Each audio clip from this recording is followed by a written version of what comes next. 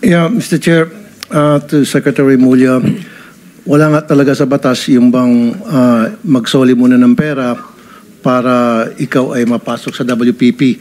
Pero kung pagbabasehan natin yung kagusto ng taong bayan, ang galit ng taong bayan, na gusto nilang magpakita yung goodwill, yung accused bago siya mapunta sa WPP, siguro mas maganda kung sundin natin yung kagusto ng taong bayan, right? Opo. Thank you, Mr. Chair. Nako mga kababayan, ito na. Lumabas na yung ating mga kinatatakutan. Para yatang gusto nila na mayroong mapagtakpan at bakit ang pinapaboran ay yung Sims, si Hernandez at ang si Alcantara na dating RD ng First District ng Bulacan. Bakit sila pinapaboran ngayon ng Senado? At hindi sinama yung mga Diskaya. Na samantalang ang Diskaya ay kontraktor din doon sa probinsya, sa Ilocos Norte, sa probinsya ni Bongbong Marcos. Ayun ay ang pagkakasabi ni Chavit Singson, mga kaibigan. Yun ang pagkakabuking ni Chavit Singson. Ang dami-daming project ni Diskaya, hindi lang Metro Manila, hindi lang Bulacan, hindi lang Oriental Mindoro, Occidental Mindoro. Ang dami, pati doon sa may Ilocos. May kinatatakutan ba na i-expose doon habang lumalalim ang investigasyon? Mayroon bang pinagtatakpan? Ang Senado ba natin ngayon, mafia na din? Tanong lang po yun, mga kaibigan. Hindi ko po tahas ang sinasabi ang Senado natin, mafia na. Kundi, ang tinatanong natin, ang Senado ba natin parang mafia na rin? Kasi, halata mo na may pinagtatakpan. Gusto nila ang investigasyon ni Senator Ping Lacson ay doon lang. Paikot-ikot sa Bulacan. Ito pa, yung magkapatid na Erwin Tulfo.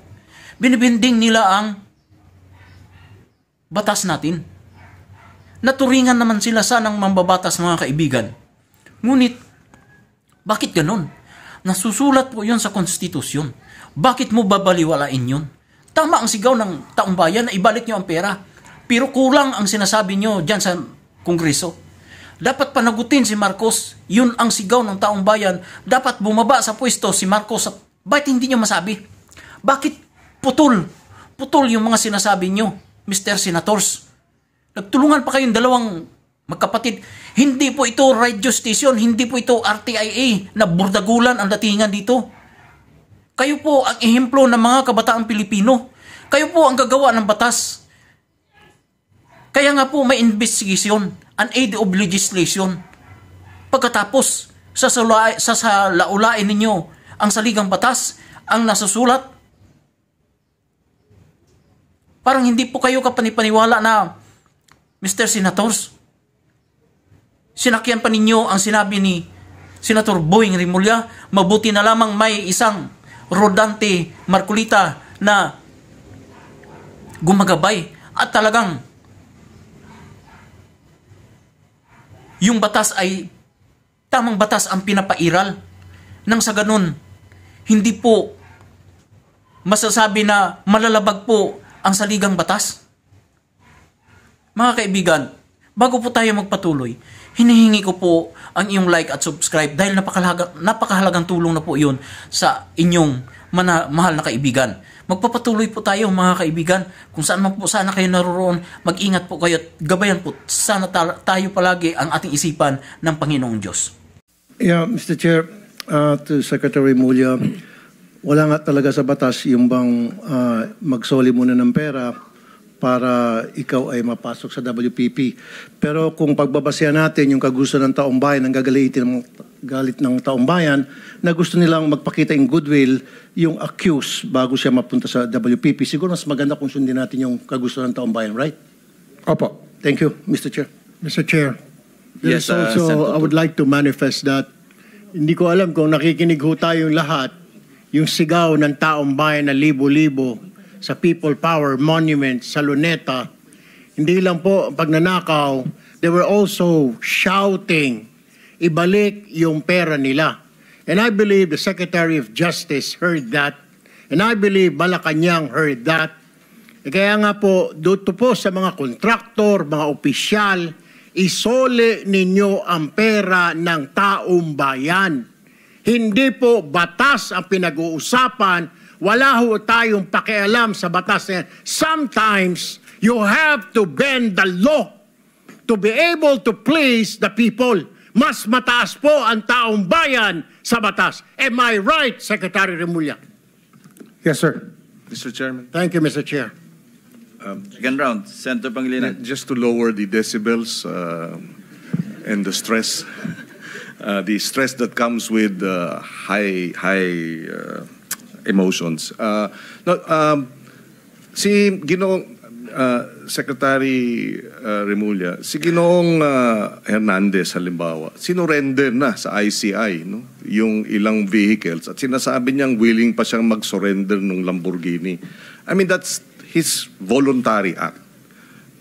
If Engineer Alcantara will do the same voluntarily as a sign of goodwill, there is no law that prevents him from doing that. So therefore, we this restitution issue, while it is the law, does not prevent the government from being broader, mas malawak ang kanyang pag-implementa ng mga programa at mga batas, lalo na pag voluntary ang pagbigay ng mga malalaking, yung mga mamahaling sasakyan, voluntaring ilabas itong isurrender ang mga pondo, etc. Hindi po ba? Opo. Sa karanasan ko kasi, pag inintay po natin yung court judgment na maging final para isurrender po ang lahat, eh baka puti na mga mata natin, wala pa hong nangyayari. Kaya habang maaga po, we try to get as much para maibalik na po sa taong bayan yung dapat hong ibalik. In fact, yung pagbabalik is a sign of cooperation, which the courts will eventually consider when it sentences or if it provides the exemption and the immunity. Hindi po ba? Opo. So that should guide itong ating mga testigong nais mag-apply sa Witness Protection Program. Kapag kayo ay nagko-cooperate, ito ay magiging senyales sa ating korte na maaring ma-grant ang exclusion and exemption and immunity. At the same time, kung may sentensya, pati iyon, mapapababa pa among others. For the record, Mr. President. Tama po. Thank you. Yes, Senator JV. Just last point before the Secretary brings Engineer Alcantara. Anyway, nagkatama yung haka-haka natin that Engineer Alcantara might just be the missing link to the higher officials that the people have been longing for. No? Nabanggit niya si Yusek Bernardo, Saldico, and some other legislators. So I'm hoping that, Mr. Chair, that he will be back so that we can pursue further. And ang sabi ko lang kay Secretary Remulla, I hope that you can evaluate further kasi mukhang very vital and very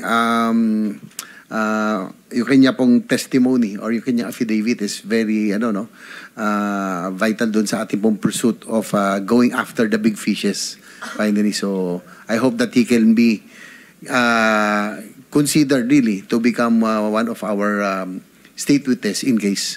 Thank you, Mr. Chair. Tama. Thank you. Kung meron din gusto magtanong sa representative o representatives ng AMLAC, papayagan po namin kayo magtanong again in the order of arrival kasi may mga gagawin din trabaho sila na kailangan ding umalis sila na maaga.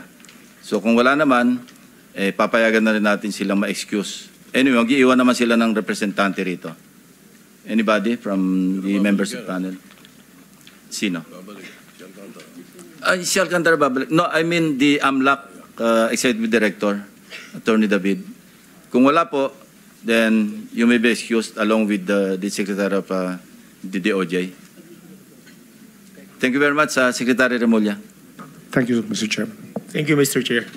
You'll be back at 1 o'clock? 1:30? 1:30 to 2, sir. Hopefully we can finish up as early as possible. Thank you. Thank you very much. Thank you, sir. 1 minute suspension.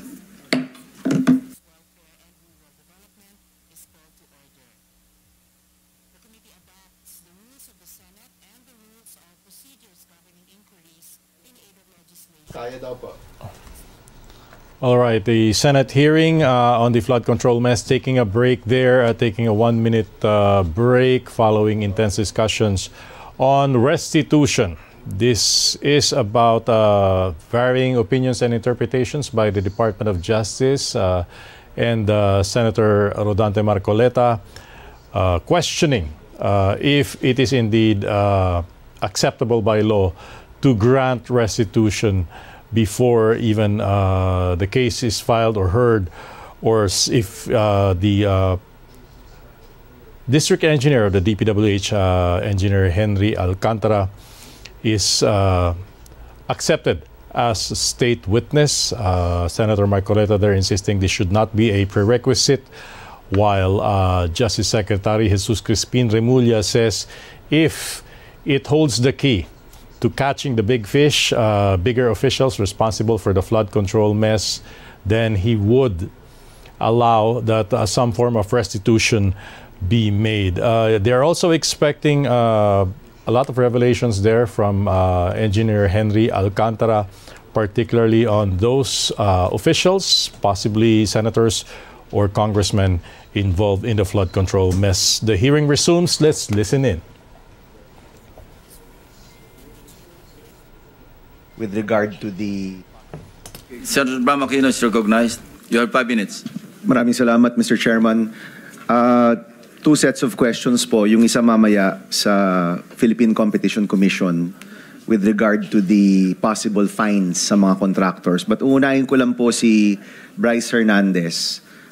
Bryce, narinig mo yung salaysay ni Engineer Alcantara. Sumasang-ayon ka ba sa pagkakaalam mo sa lahat ng sinabi ni Engineer Henry? Opo. Actually, lahat po ng dinideliver niya, kami nga po ang nag-aayos ng mga pera nito. Kagaya po nung nasabi ko sa mga unang hearing po natin. So para lang malinaw, lahat ng sinabi niya under affidavit, under oath, sa tingin mo, kinocorroborate mo yung kanyang sinasabi, na tama ang sinasabi niya? Opo, Your Honor. Meron lang pong ilang na ilang tao na hindi niya nabanggit, pero hindi ko po masabi yun kasi po baka kasuhan din po ako ng libel. Yung mga taong hindi niya binabanggit ay mga taong nakilala mo o alam mong siya lang nakakilala? Si boss po. At saka po, meron po akong knowledge regarding sa pagbababa po niya ng pondo and projects po sa office. Baka po nakalimutan lang ni boss kung banggitin. Sige. Mr. Chairman, I hope we can also put together the testimonies of Mr. Hernandez and Mr. Alcantara na nagmamatch yung kanilang mga kwento. Eventually, we'll do that and submit everything to the ICI. No? So kulang, pero tama ang nasabi niya, pero kulang. Yan ang sinasabi mo? Yes po, Your Honor. Alright, maraming salamat. Maraming salamat po. Let me ask the representative of PCC, si Attorney Christian De Los Santos. Are you here? Yes. Attorney De Los Santos. Magandang araw. Morning, Your Honors. Oo. Can you give us an update? Alam ko na Chairman Aguinaldo is pursuing bid manipulation, bid rigging, filing different cases towards the contractors. Can you give us an update there? Yes, Your Honor. So we are already doing our preliminary inquiry of this case. So we are looking at the contractors that were named during the SONA and the other contractors that were mentioned during the Senate Blue Ribbon hearings. So the next step right now is to gather evidence, the bid documents, possible communication exchanges between them. Attorney, ang testimonya dito sa Blue Ribbon ay maaari niyong gamiting ebidensya, tama? Yes, Your Honor. We have so pag inaamin na nagbabayad ako, kapag inaward sa amin ang proyekto, or kapag merong testimonya ang DPWH na finifix nila o nilirig nila yung mga bid dito, nakakatulong yan sa inyong investigasyon? Yes, Your Honor. It helps. Okay.